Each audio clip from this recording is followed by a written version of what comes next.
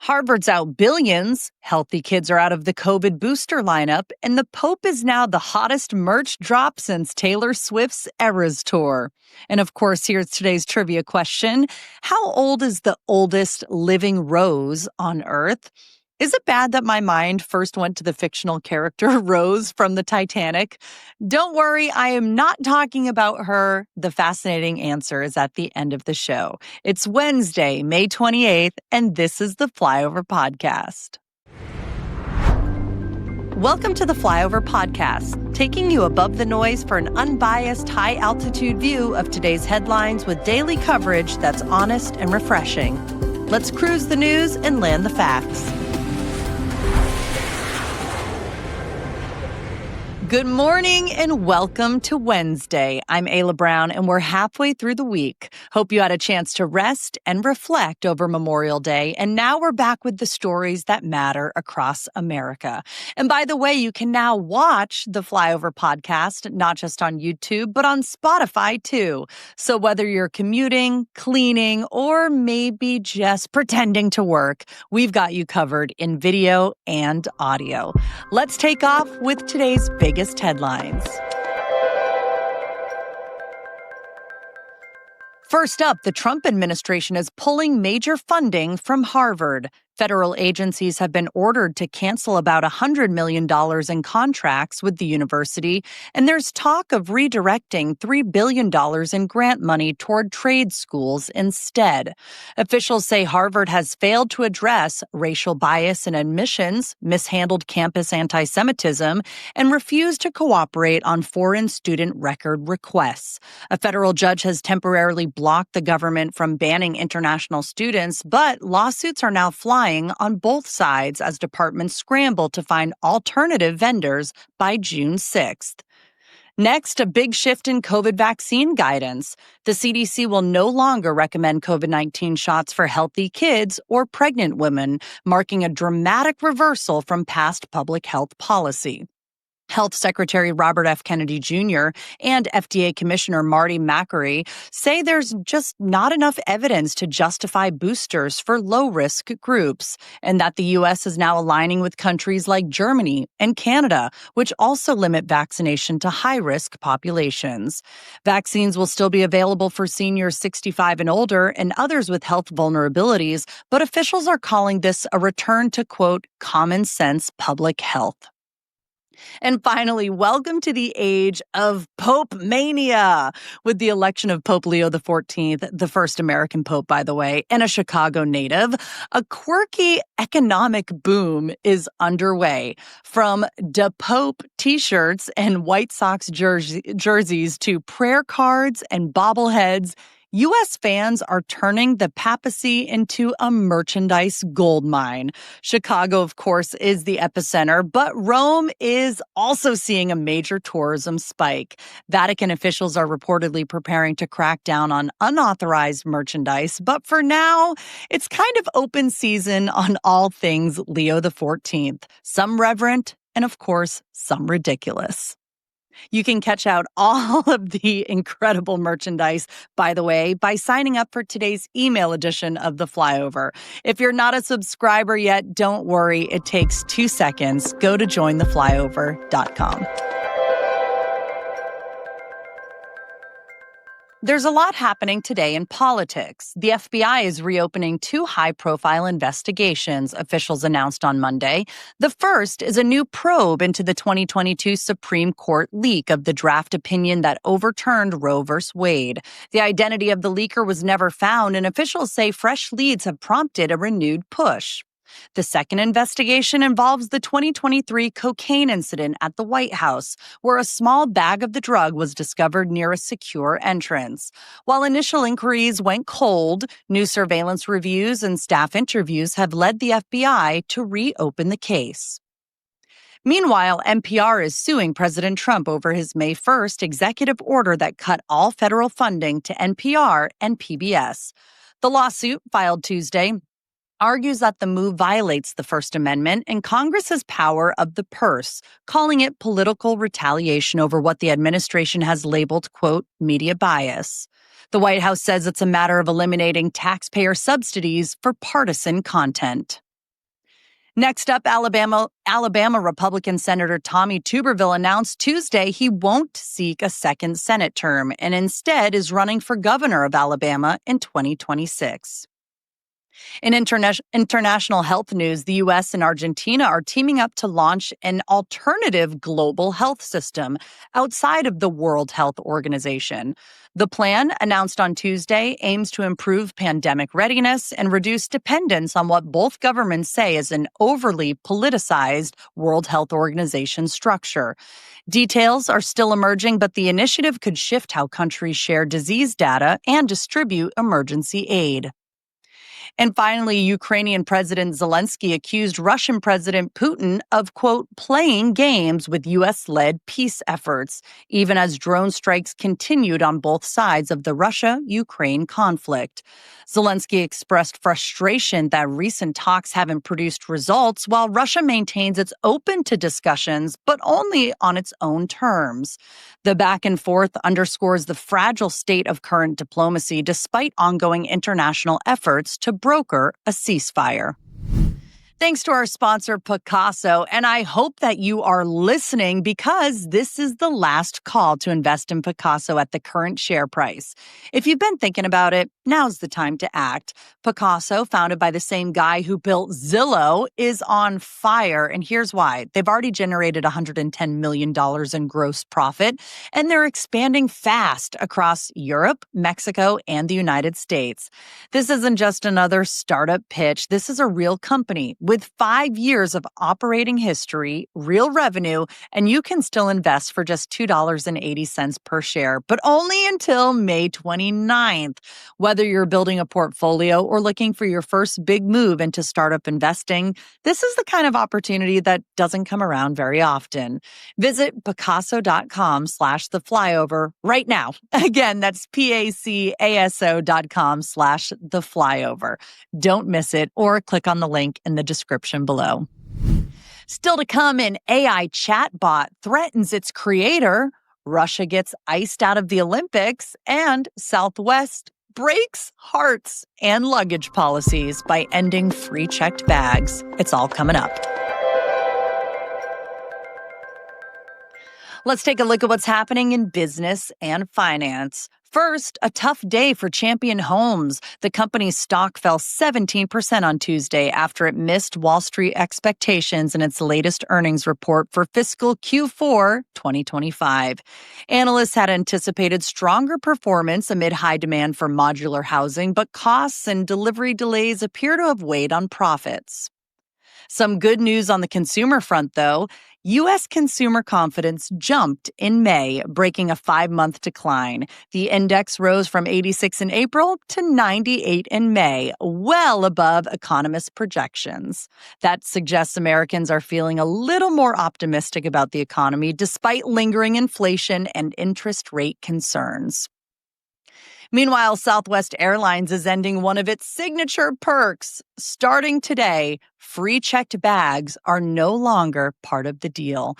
Most passengers will now pay $35 for their first bag and $45 for a second, putting the airline more in line with competitors like Delta and American. The move comes as Southwest tries to boost revenue amid rising operational costs. But this move brings many tears to others like myself. And finally, over at the box office, Disney's new live-action Lilo and Stitch just broke a Memorial Day weekend record, pulling in $183 million. That easily beat the previous high of $79 million held by Tom Cruise's final Mission Impossible film. While I've not seen the Lilo and Stitch movie, I did see Mission Impossible last weekend, and it was good. Not great, but good. Would I see it again? I don't think so. Let's take a quick look at how the markets kicked off the short week because Wall Street came back from the holiday weekend in a buying mood. The Nasdaq jumped nearly 2.5%. The S&P 500 and Dow weren't far behind, both rising more than 2%, a strong rebound across the board after a quieter few sessions last week. Even Bitcoin inched up, now hovering around $109,800, adding a modest 0.4% to start the week. The only outlier was gold, which dipped nearly 2%. So if you're holding stocks, chances are your portfolio's looking a little shinier than it did on Friday. Let's take a look at what's happening in the world of sports. For the first time since 1933, Team USA has won the Ice Hockey World Championships, defeating Switzerland on Sunday.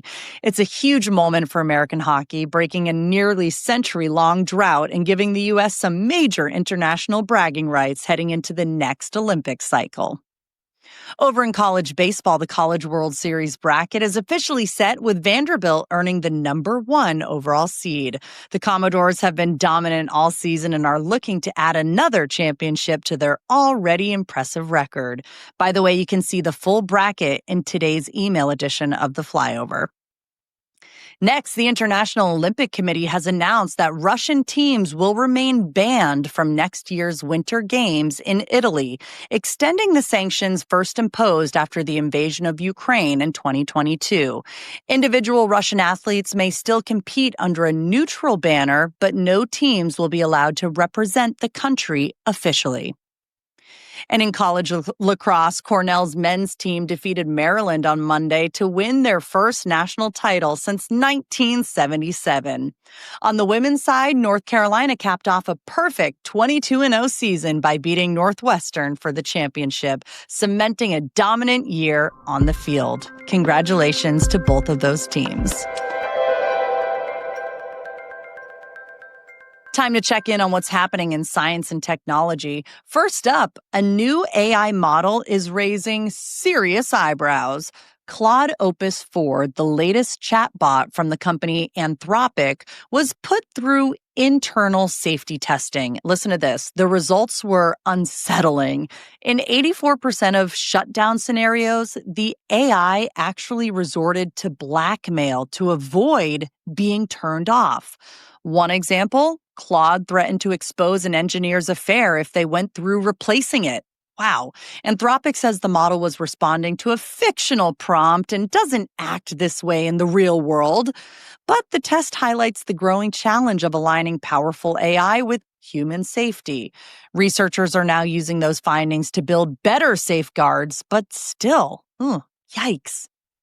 Meanwhile, in Egypt, archaeologists just uncovered 3 tombs dating back to the New Kingdom era, roughly 3,000 years ago. In Luxor's Dra Abu al-Naga necropolis, inside the tombs, this is crazy, researchers found mummies, funerary statues, and detailed wall inscriptions, all remarkably well preserved.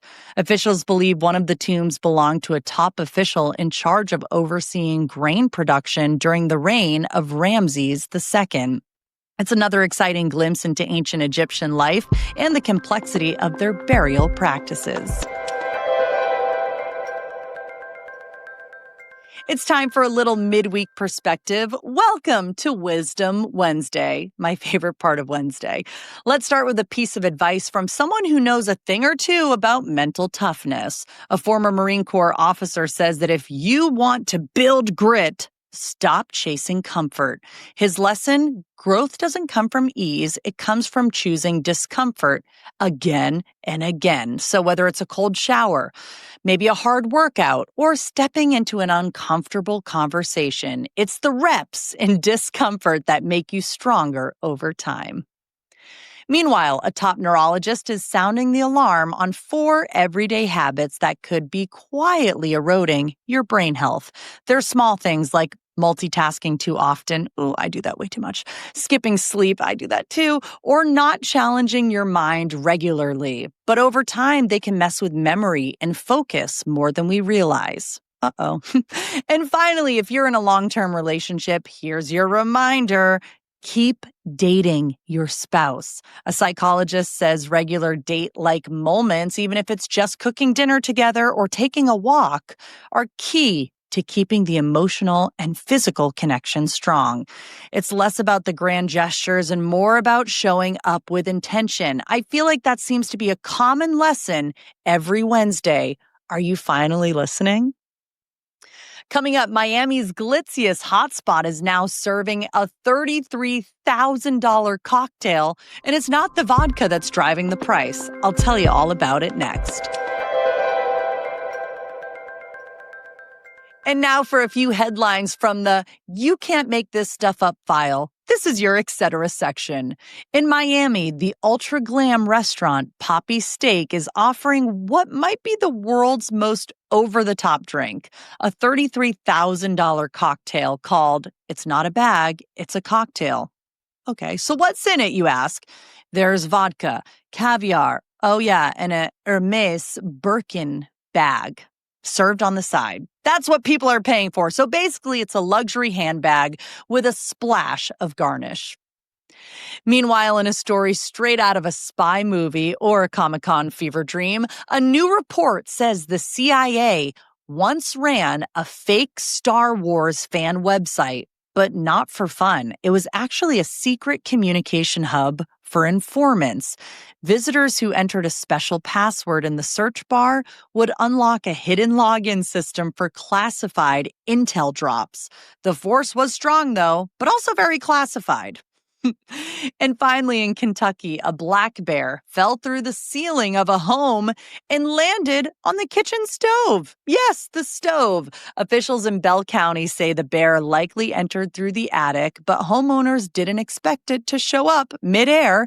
The bear was safely removed, but not before completely trashing the kitchen because, obviously. You can find the picture of the bear and all other stories in today's email edition of The Flyover. It's time for the polls, one of my favorite parts of the morning, and here was yesterday's results.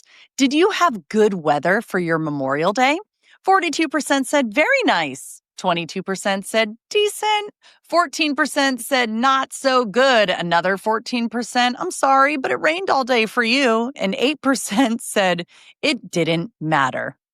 Well, it sounds like most of you had a beautiful weekend. If you heard yesterday's podcast, we had wonderful weather, finally, where I live in Massachusetts. So yay. But here is the poll question for today. You can vote at jointheflyover.com, and I'll read the answers in tomorrow's show. Would you switch airlines over checked bag fees? Here are the 5 different ways you can answer. Absolutely. Maybe. No. I don't check bags. Or I don't fly often. Here's the thing with me. I used to only want to fly Southwest because of their 2 free checked bag policy. Now, all airlines are pretty much the same to me. They all try to gouge you in every way possible with the prices. And with 2 kids, a dog, and a husband, we might as well just drive everywhere from now on. Doesn't sound very fun in a car, though, depending on where we're going. I'll read the answers in tomorrow's show. All right, it is time for trivia. How old is the oldest living rose on Earth? The answer, believe it or not, there's a rose in Germany that's been growing for over 1,000 years. It's called the Rose of Hiddelsheim, and at this point, it looks more like a small tree than a flower. It even survived a bombing in World War II and just kept on growing. Total survivor. Just like you for making it through another episode of The Flyover. Bad joke. I know listening to the podcast is the best part of your day because being here with you is the best part of mine. Thanks for tuning in. Keep sharing and leaving a 5-star review. It helps more people find The Flyover. I'll see you tomorrow. Thanks for flying with us.